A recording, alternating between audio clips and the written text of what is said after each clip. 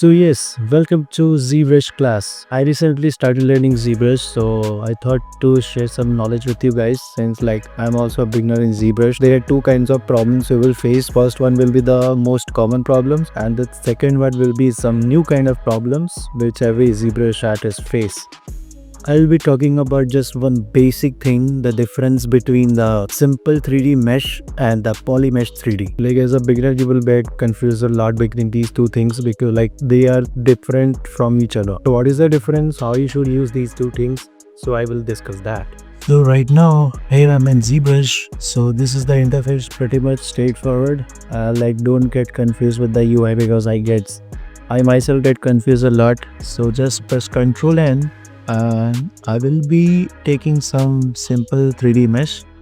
Go to Z tool and take simple sphere. I will drag the sphere, hold shift to lock the perspective, and then I will go to the matte cap settings and choose the matte cap gray. I like this one very much, so I won't be talking about the shortcuts.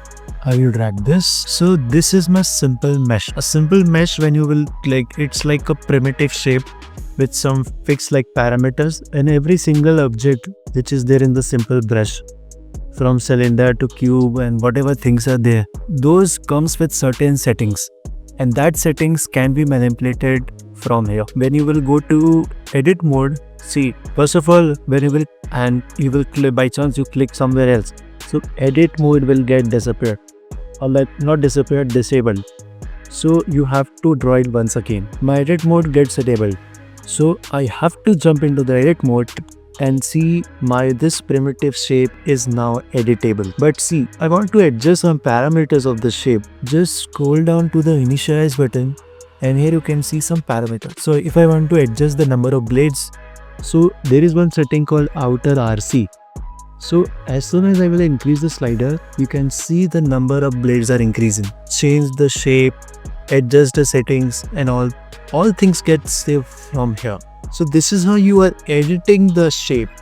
You are not using to sculpt this, but you are using it to enable the settings on the parameters. So yeah, but as soon as I want to sculpt it, if I want to sculpt the detail, I will take the clip and the brush.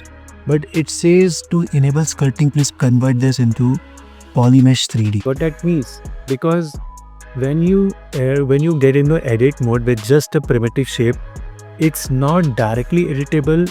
The parameters which comes with that shape, that only will be enabled and you can adjust. For sculpting and adding intense amount of details, you have to convert this simple shape or the primitive shape into the Polymesh 3D. Okay, I've tweaked some of the parameters and all the things and I am happy with the shape. Now I want to sculpt over this.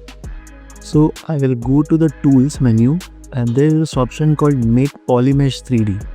So click on that and then your object will get converted into the Polymesh 3D. Okay, this mesh is directly editable, but as soon as you will convert this, the initial option got disabled or changed.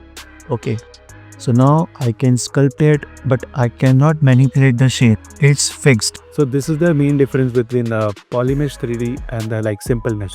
Subtool is like an outliner in Blender. So if you like the video and learn something new, so like the video and comment your thoughts.